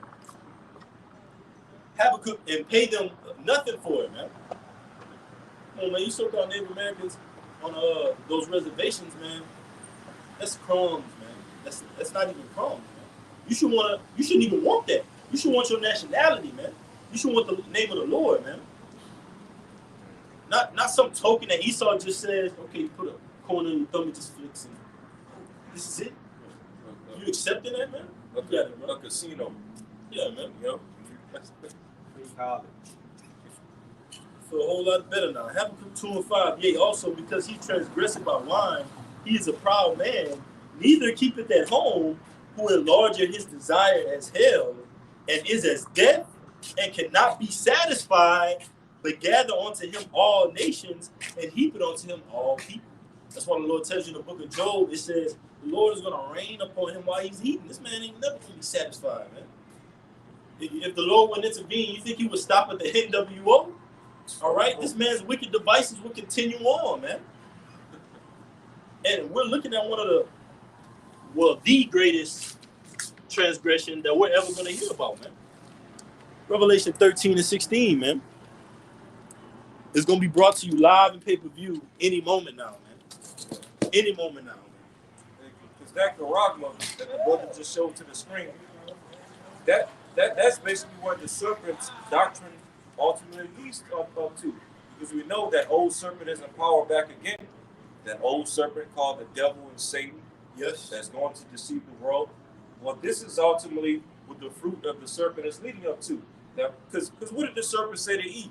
That if he takes on his left hand knowledge, it will make her what? It will make her a god, knowing good and evil.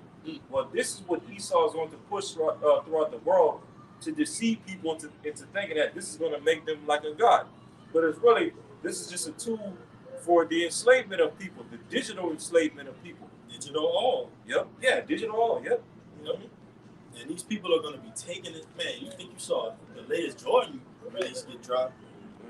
Man, you talking about you can't buy and sell with Jordans, right?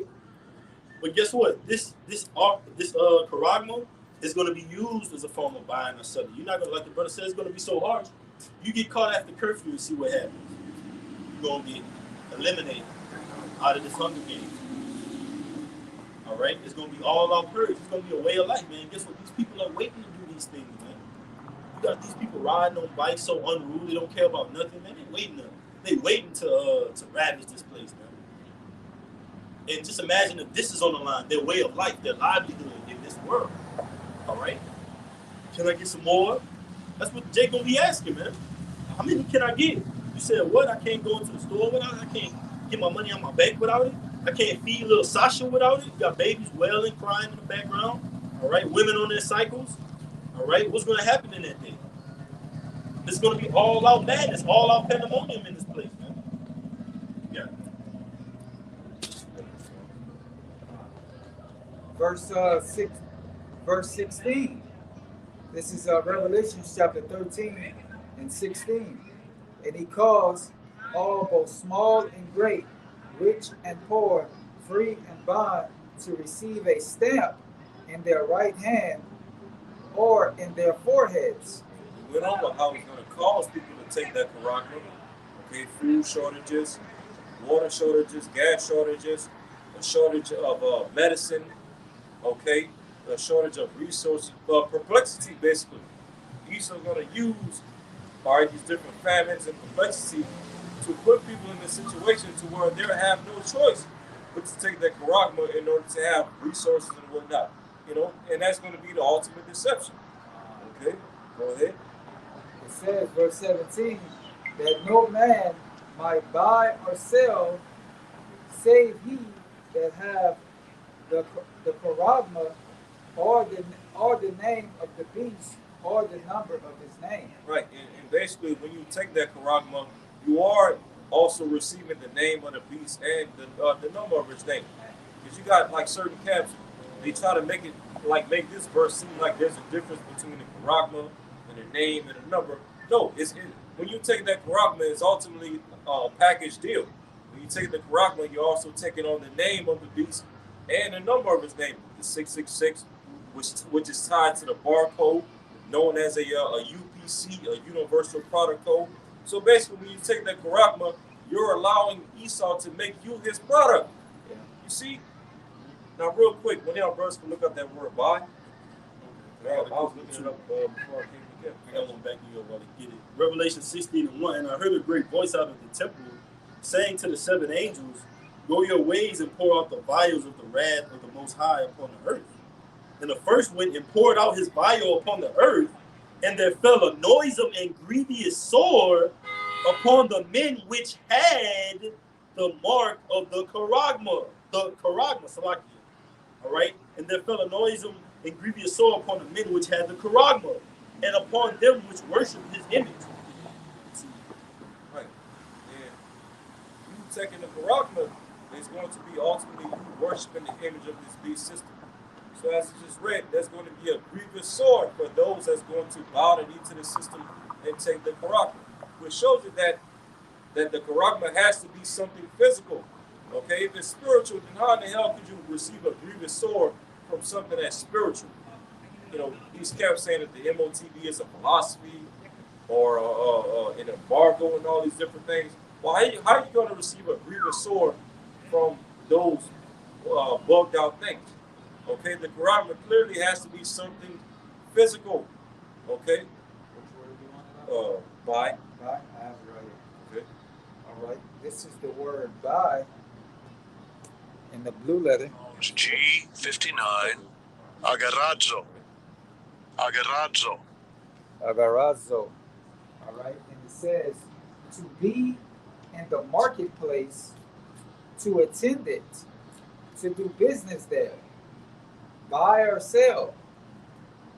All right. Let's That was it. Strong's definition. Probably to go to the market. It says to purchase, especially to redeem, buy, redeem. Right. So basically, you won't be able to buy, okay, or sell unless you have that Quran. And as the brother was going into, that word buy, it goes into being in the markets. Okay, which is likened into what? These supermarkets, your Walmarts, your Costco's, your Publix, Super One, Rouse's, uh, Boosie's, which is another famous franchise in this country, supermarket franchise. Okay, these different and even well, pretty much when that NWO comes, a lot of these small businesses and whatnot, these small restaurants, that's all gonna be shut down, just like it was back in 2020. So pretty much all you're gonna have is these bigger and these more popular supermarkets and places because those are places that are highly rooted in East, by the elites of East Edom. Can I say this? Go ahead. Because basically, yeah, like what the brother was saying, a part of that pandemic was to really knock out a lot of you small businesses, man. Middle class. Yeah, that's right. Because ultimately, they want everybody to what? Have corporation jobs, man. All right, Yep. to rely on the government. All right, and then it's going to come to a point to where they're already talking about AI is going to artificial intelligence is going to take over the work industry, man. All right. Man, I'm sure you saw they had like 200 Amazon employees that Right. recently got Yeah. fired. So who you think is going to replace all of those Amazon employees? The damn robots. Yeah. Go ahead. And if I can also say one more thing, is that we're replacing, yourself. Or what they want to do is replace you with the machine to do the work. And then what? That comes by way of that what? Universal income, man. All right. Where they then control what you can purchase. All right. You're not earning the money. All right. They're giving it to you. So they're like, look, we have the right to tell you how you should spend your money, Yeah. how what you should buy, what you need to buy. Or you already ate too much of this food. We're gonna cancel it out anytime you go to the store to try to buy it. Yeah. Because really, it's our money. Yeah. Damn it. Right. So we're gonna tell you how to spend our money that we gave you that you didn't earn. That's right. This is Genesis 47 and 15. And when money fell in the land of Egypt and the land of Canaan, all the Egyptians came unto Joseph and said, give us bread, for why should we die in thy presence? For the money faileth. That's right, man. So the money that you have, the money that you've been storing up for all this time, is gonna fail you, man. All right. The scriptures tell us that riches profit not in the day of the Lord, man. All right. So, this money that they're going to be giving us is really a trap, man, to try to enslave you by your enslave your actions, your words that you speak. All right. You may even get penalized. This is your thoughts. Okay, we're going to decrease your paycheck by this much. They could do anything, man. Or just completely cut off your charagma, man. Like that guy, George what's his name? That Rockefeller guy. He did a interview with Alex Jones, going into how the elite wants to, basically put a charagma in everybody, man. Everybody have their personal information and all that, man. All right. So that's what they want to do, man. All right. Getting on out. Yeah, I'm gonna just read up real quick. Genesis 47 and 13, and there was no bread in all the land, for the famine was very sore, so that the land of Egypt and all the land of Canaan fainted by reason of the famine. And Joseph gathered up all the money that was found in the land of Egypt and in the land of Canaan for the corn which they bought. And Joseph brought the money into Pharaoh's house. And when money failed in the land of Egypt and in the land of Canaan, all the Egyptians came unto Joseph and said, Give us bread, for why should we die in thy presence? For the money failed. And Joseph said, Give your cattle, and I will give you for your cattle if money fails. And Joseph was telling them basically, hey, this is real money. Cattle is real money. Right? Genesis 47 and 16 NLT. Joseph replied, Since your money is gone, bring me your livestock. I will give you food in exchange for your livestock. See, so that's a sign and a symbol that says the Lord's servants are going to eat in that day when all this place fails, man. When this place comes corroding down, man. We're gonna be laughing at this place, man. Why? Because we're getting closer and closer to not having a want for food ever again, and we ultimately have our spiritual food that's gonna comfort us in that time, man. When all hell breaks loose, because it's surely approaching, man. Like we was going into yesterday, that calm before the storm, man. It may seem like you can get easy access to this. You can go to Walgreens 24 hours, but suddenly the storehouses shall appear empty, man. Like the brother made a good point. The mom and pops, they gonna be through, man. Because guess what mom and pops does? They got vendors from other big agencies, big vendors, that they get their so-called, like you got moms and pops, they try to go vegan now, they try to go plant-based, they like, oh, we're gonna take all the harmful ingredients out. That's gonna be gone in that day, man.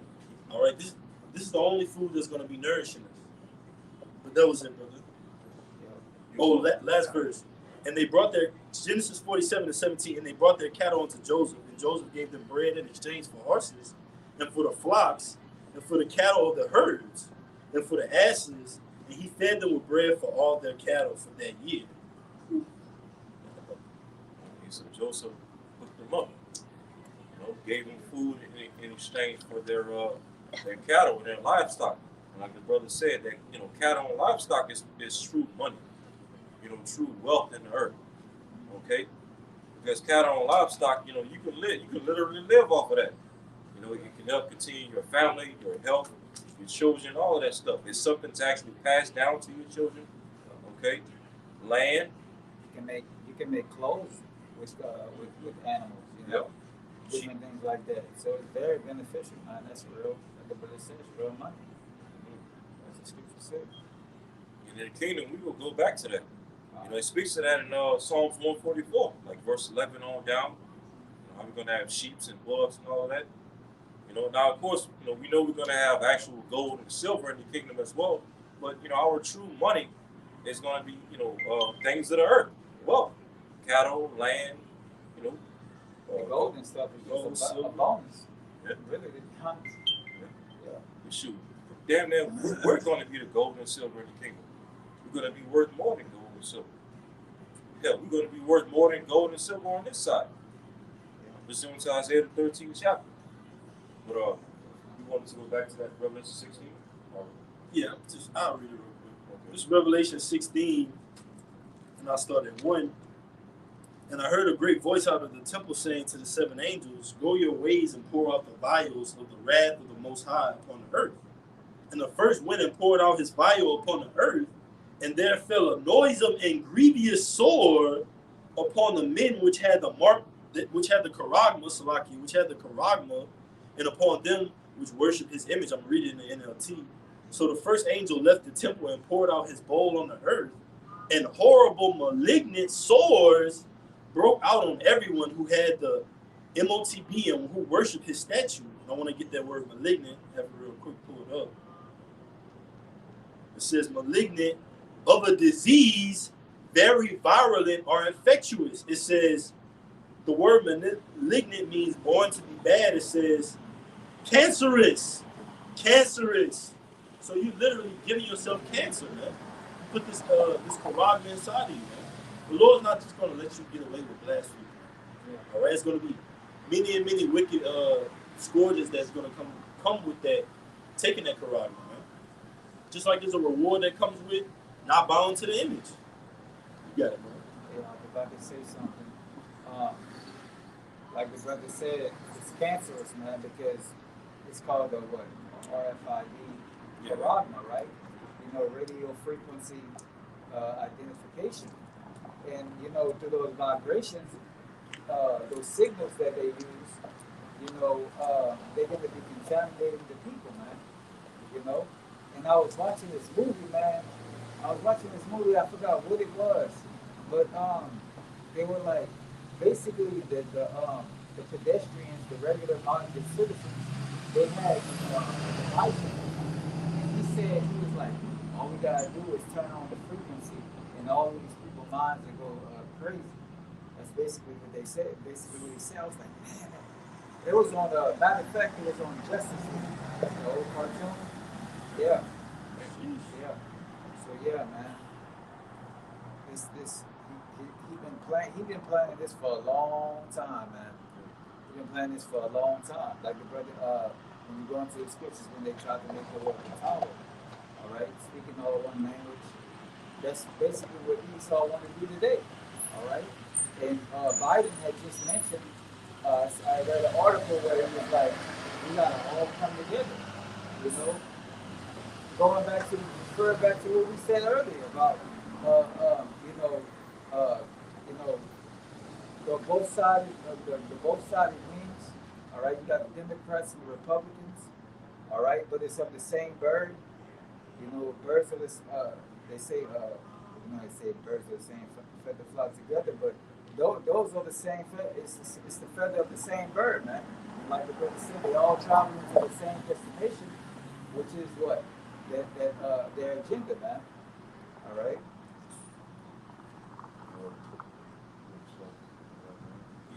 Yeah, we can get Revelation 15. All right. Because ultimately, as Esau's moving forward with this NWO system and the Paragma and the digital system and all of that, okay, tracking everybody and limiting people's ability to travel and go to different places and whatnot. Ultimately, this is also written as well concerning Esau's system and the elect. Go ahead. All right. This is Revelations 15:1. And I saw another sign in heaven, great and marvelous, 7 angels having the 7 last plagues. From in them is filled up the wrath of Yahweh. And I saw as it were a sea of glass mingled with fire, and them that had gotten the victory over the beast, and over his image, and over his charagma, and over the number of his name, stand on the sea of glass, having the harps of Yahweh. Right. So John the Revelator saw the elect getting the victory over this same beast system and its image and its character. Okay, he basically saw the elect in the chariots. That's what the sea of glass mingled with fire represents. All right, the chariots, the elect, looking down, through the windows of the chariots at the bottom of the chariot, seeing the nuclear destruction of America, Babylon the Great, which is at the spearhead of this beast system, America, NATO, and EU. So, despite whatever Esau is getting ready to come with, as far as this charagma, the persecution, the martial law, the draconian measures, the great separation, all these different things, okay, the elect are getting ready to receive the victory of all that nonsense, okay? Because Esau, okay, he's able to get the victory over the general population of the people in the earth. He's dumbed down stupid Americans, okay? He's jabbed up Americans, all right? Even the 2/3 of our people, Esau can have them. He can get the victory over them. But the Lord already preordained for Esau to not get the victory over his elect, okay? The 144,000, and then the large multitude, men, women, and children of the nation of Israel follow behind the 144. Esau can't get the victory over us, Lord, will we give that number? Because we were already preordained and predestined, okay, to be justified to get the victory, Now it's just a matter of time before we can actually play it out,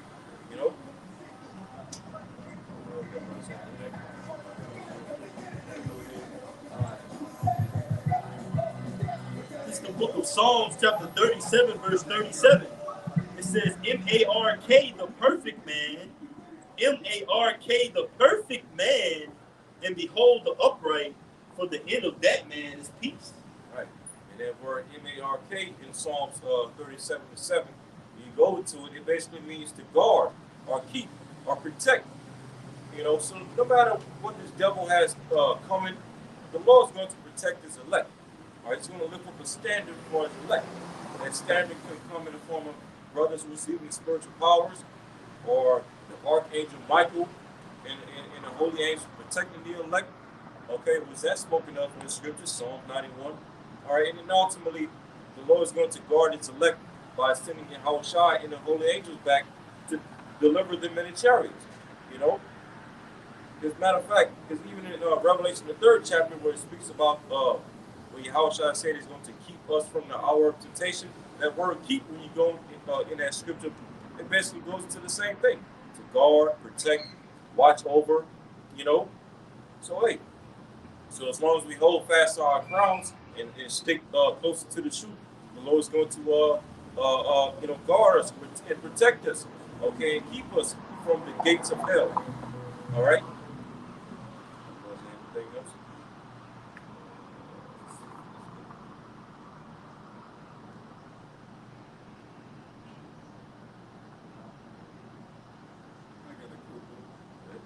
This is Isaiah 1 and 24. Therefore said the Lord of hosts, the mighty one of Israel, I will ease me of mine adversaries and avenge me of mine enemies, and I will turn my hand upon thee and purely purge away thy dross and take away all thy tin. And dross, I believe it represents like it's like when you have a precious piece of metal, you know, it's supposed to shine. It's supposed to give off a shine. And I believe dross basically goes into like when that piece of metal no longer has its shine. It's lost its luster. Yeah. Mm-hmm. Yeah. So the Lord said he's going to take away our dross. Meaning what? He's going to take away our our rust and things like that. Imperfections. Yeah, imperfection. Thank you. The water. That's a perfect word. Okay. Back in Isaiah, Isaiah 1, I'm going to read 24 again. Therefore said the Lord of hosts, the mighty one of Israel, I will ease me of mine adversaries and avenge me of mine enemies. I will turn my hand upon thee and purely purge away thy dross and take away all thy tin. I will restore thy judges as at the first, and thy counselors as at the beginning. Afterward thou shalt be called the city of righteousness, the faithful city, New Jerusalem. Man, that's it. Hey, those judges that were at the first in the beginning were the Alahayim, man. Genesis 1 and 1. And when you read Zechariah 12 and 8, the Lord said that he's going to make the house of David as the Alahayim, as the angel of the Lord. So showing you what, the house of David, which is the 144,000, were that Alahayim that was there in the beginning. Those first fruits. Okay? Those first fruits of the land, Yahushua. So Lord willing to be of the house of David, we're being restored back to our rightful order. But it starts with the Lord giving us his wisdom, because it takes wisdom to be a judge over the earth, to be a judge under Yahushua. That's a heavy duty, a heavy task, and that's only given to a certain type of men, all right, men that have the first fruit spirits. You see? I got one. This is Isaiah 49 and 26. And I will feed them that oppress thee with their own flesh, and they shall be drunken with their own blood as with sweet wine. And all flesh shall be known that I, the Lord, am the Savior and the Redeemer, the mighty one of Jacob. All right, God. So basically, man, the Most High is going to pretty much for Yahushua when he gets back. All right, what he's gonna feed them with their own blood, meaning that he's gonna slay them, man. All right, and what the scripture say, the land cannot be cleansed by him that shed it, man. So that's what the Lord's coming to do, man. And through that, what it says that what it says that I, the Lord, am the Savior and thy Redeemer, the mighty one of Jacob, man. They should know that what the Lord has come to save what Israel, man. All right, first and foremost with the elect, and then the rest of the nation, the rest of the the 2/3 which are gonna die on this side, man. All right.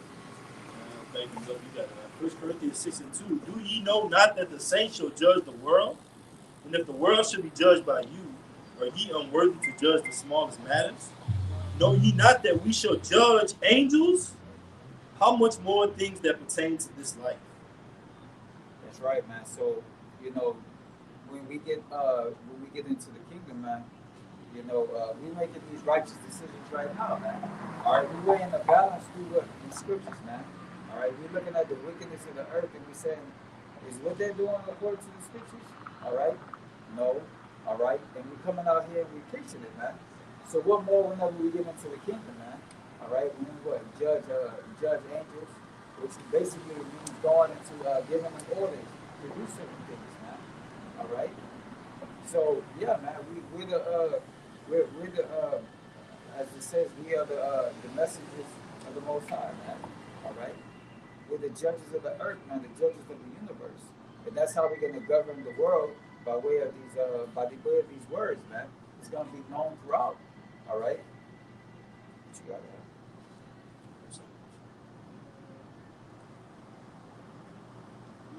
I got a quote. Revelation 11:18. And the nations were angry, and thy wrath is come in the time of the dead, that they should be judged, and that thou shouldest give reward unto thy servants, the prophets, and to the saints, and them that fear thy name, small and great, and shouldest destroy them which destroy the earth. Hey. And that pretty much sums up the times that we're living in right now. The Lord's getting ready to bring his wrath. He's getting ready to judge the dead of this world, which the dead representing what? Not talking about people that's actually buried in the ground, but instead it's talking about these spiritually dead people, these brain dead people, these people that don't know what the hell's going on.